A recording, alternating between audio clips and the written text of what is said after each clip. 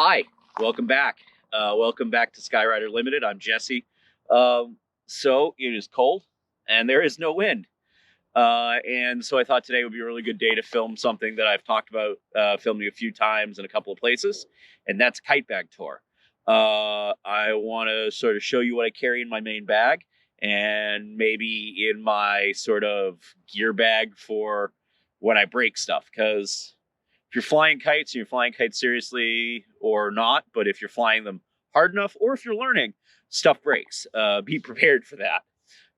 And being prepared for that means that you spend less time on the ground and more time in the air. So come with me and we're going to explore my kite bag. Okay, so the first thing you're going to notice when I get back around into view here is how big this bag is. I don't like leaving stuff behind and feeling like I'm missing things. So I couldn't find a bag I really liked, so I had one made. I had it made by Bree Howard at Bree's Custom Fabric Works, and it is not an inexpensive bag by any measure, but it was completely worth it for me. This bag is designed for, in its pockets, carry 20 kites, but it carries a fair few more. Most of the pockets can be doubled up. It has 20 line spots. It's 82 inches long, which gave us room for over full-size sport kites, stuff with like full 40-inch stick leading edges. So it was something I designed with her, and I was really excited about. And she just did an incredible job. Had it about a year now, and it's been all over the place, and it's taken a beating, and you wouldn't even know it. So let's get inside it. Okay, to save some time, I already did the end buckle. It has 5 buckles on it. Backpack straps on one, offset to one end. With it on my back, I'm solidly close to 10 feet tall. So I do that for walking across fields and stuff, but mostly I just carry it by the grab handle. It has a 5th strap on the bottom that we use to kind of keep it from telescoping and dropping kites out the bottom just in case, because it is so tall. So you can see there's a lot of bags in here. This is pretty much everything I carry with me regularly right now. There are kites from Benson Canvas Designs Level 1, Mudgeon in Hungary, as well as a couple of vintage kites from Flexifoil and kite-related designs, including my full set of custom Furies and a dot matrix. I also have my Windar Ultim in here, which is a super fun kite you've probably seen on the channel by now. Lines. Let's talk about lines. There are less line manufacturers than there used to be, but there's still a few choices. Kind of the most common in the US is Laser Pro or Skybond. Both of those are really nice. And they work really well. Personally, I fly on a line called Climax ProTech, which is out of Europe, and you can get it in the U.S. There are a couple of sellers in the U.S. Personally, I don't burn through my line sets very, very quickly, so I tend to order it from Germany because I get a little bit better price, and if you order enough, the shipping's not too bad. Couple of things you can probably see in the camera here, just sort of general stuff. I've been flying a really long time. I'm a little old school. I don't use them that much, but I do carry some ground stakes with me here. And then there are quite a lot of line sets. There are as many line sets as there are kites in this bag, and they are organized by length and weight. And I carry a variety of lengths and a variety of weights so that I'm always prepared for whatever field or beach I'm going to fly on. So starting over here, kind of hidden behind me, is effectively 50 pound. Because it's European, it's all measured in decinewtons and meters. So that's the shortest I carry with me is just 5 meters long. I have 5, 10, and 15 in that effectively 50 pound. Then we go up to 20 meter, and in that I have what is effectively 50 pound, 100 pound, and 150 pound. I go 25 meter, and then with the same weights. Then in 30 meter, I don't carry 50 pound, but I do start carrying a 220. And then we go up to, on the far side, my old competition sets, which are full length 40 meter. So you can really take advantage of that big competition flying field. Kites. Let's talk about kites. I like kites. It is. I definitely have a collection of kites. There's a bunch of cool stuff in here, and they're all stuff I fly and I enjoy, and that's why they're in the main bag. They've come from a bunch of different places and a bunch of different constructors and designers and design philosophies, and so they all have a little different attitude, which is why I have them. Something really overlapped with another thing. I don't know that I would keep it, but everything has its own personality. So it travels with me. One of the questions I always get is, what's my favorite? Favorite to fly? I don't know that I have one. Favorite that I own is probably, right now, it's always possible to change, either my standard Fury from Carl Robichaud or my Intentions from Canvas. Those are kind of special because they were the first new kite I bought when I started flying again, and they are also in the first video I posted to TikTok. So those kites will always be kind of special to me, and I've actually toyed a couple of times with doing new sales and retiring the originals because they're special and I don't want to kill them. But at the same time, that doesn't feel right. They're kites. They're meant to be flown. So I keep flying them. Let's pop some kites out and I'll show you some things. So hang on with me. I'm just going to rearrange some stuff and we'll be back with kites. Okay, so one of the words you probably heard me say in there was custom. I have a habit of ordering custom kites. It is not because I can't find anything I like, just because I like playing with colors. Though I definitely have a color. There is a particular color. It's actually not made anymore in Icarus, which is sort of the most common fabric for high-end sport kites. It's called Reuben. It's sort of a pink-red. And it is my favorite. And unfortunately, they discontinued it, but I keep getting lucky and finding people that have some and keep getting kites made with it. And at some point, that fountain will run out. But so far, I've been very lucky. I kind of about to show you my Fury standard made by Carl Robichaud is in Reuben. My Letelier V-Mask, which I just got beginning of this year, is in Reuben. And I have a set of kites from Canvas Kite Designs. My Spur SEs are all with a Reuben panel in them. And because that's a discontinued color, they're what Canvas calls white label kites. So I'm going to show you one of those in a minute here. But first, let's talk about this one because, as I said earlier, it's one of my favorites for sure. So I grew up flying pairs and teams, so I definitely, much as I love a good trick kite, I have a thing for a team kite. And at one point, I think the Fury was the most used team kite in the world. Like over half of the teams at the World Championships were flying Furies. So it's a full-size kite. Mine are framed in Sky Shark. The original standard framing of this kite was Sky Shark P400 in pretty much everything. And then it actually had some reinforcing with 6mm protruded carbon fiber rods. There's also what's called an Aerostuff version. So Aerostuff is a fancier bit of carbon. I'm pretty sure came from Japan. Someone on the internet can fact check me on that. When these kites were in original production, I was actually one of the periods I was not in kites, and I just missed the opportunity to get them in the original run. About a year ago, a friend posted a picture of his Fury .85, which was a freestyle version of this kite, and he tagged Carl Robichaud, who designed and made these kites, in it. And I had met Carl back in the 90s along with his brother when they were flying as a pair called Evolver. And they came over to the U.S. Carl and his brother are from England.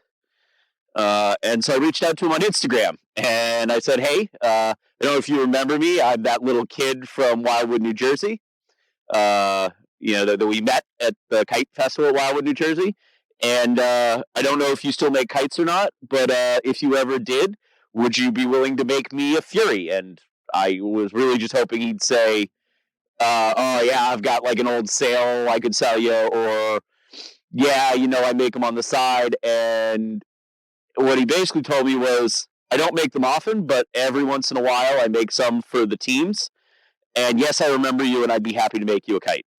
And in fact, I'd be happy to make you a few kites if you'd like them. What would you like? And I got really lucky.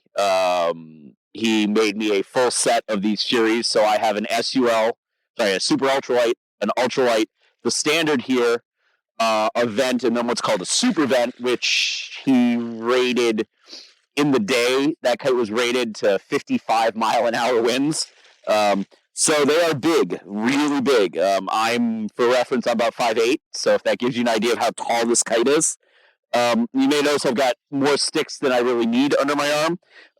So I have the straight original framing here, SkyShark P400, but I sort of set out on a mission recently to kind of update the sticks in this kite a little, to see if I could gain a little performance, mostly for my own entertainment's sake. And so I used the SkyShark Nitro rods for lower spreaders, and I used the protruded upper spreader that the Aerostuff framing used. And what I got was a really fun kite. It's a little stiffer than the normal framing is.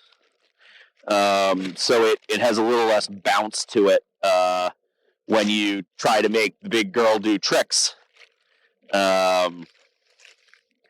So let me get some spreaders in here, which is, normally I'd do this like kneeling on the ground, but I'm trying to do this up for everyone to see, so hopefully I can do it and not tangle anything and make this look somewhat graceful. Like I said, it's a big kite, 2.6-ish meter wingspan, which is what we call full size. So categories of kites, anything like 2.5 and up is generally considered full size. Mid size, which is not really a category, but it's a category I like to use because I think there's a lot of kites that fall into it.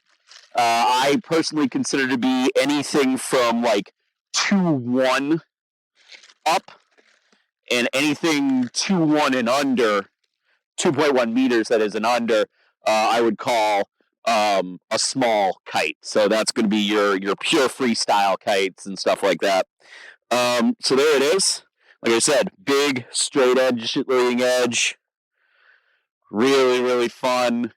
Big straight lines, very fast, as you can see in that Reuben. So fun fact, this wing panel here, I believe this is the one that is always white on every Fury. So no matter what kite you're looking at, whose kite it is, whatever color panel palette you're looking at, there's always going to be a white wingtip on the Furies. So that's standard Fury. Let's take out another kite, and we'll take a look at some of the other stuff and talk about some different designs. Let me get the Spur out, because that's right at the bottom end of that mid-size, but also in a similar color palette. So I think we will pull this kite out right here. Where's that one? Right there. So, this is the Canvas Kite Designs Spur. This is the Spur Standard. They make 4 versions of this kite. This kite is a lot of fun. Probably my favorite of the smaller kites I have, though I think the Dot Matrix would give it a run for its money in that category. So, like I said, this is the Spur Standard. They make a Super Ultralight, which just came out, a Strong, which is a new version. So the Strong kind of goes where the vented kite goes, above this one in wind range. And it's just got more mass to it, which helps it do tricks when the wind comes up. So we've got this little guy here is the Standard, and then there is a standard ultralight sort of below this, above the super ultralight. They are, again, all framed in Sky Shark.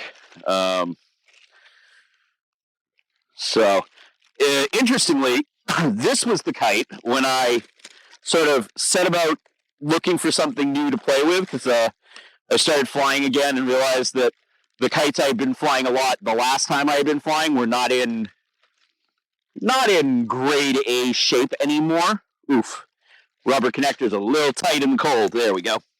And I needed something new to play with.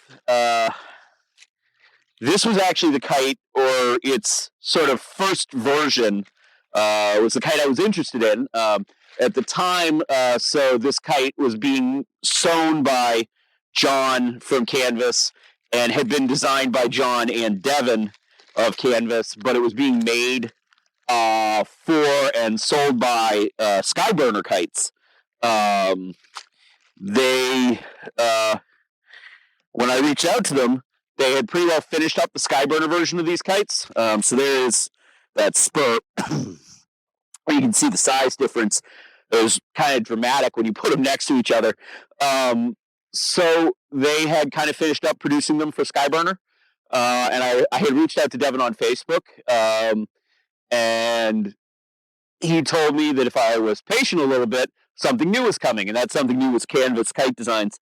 Was Devin and John starting Canvas out, and with that they launched 3 models. They launched the Spur SE, the Crux, and the Intention, which you can go find lots of videos of in my shorts.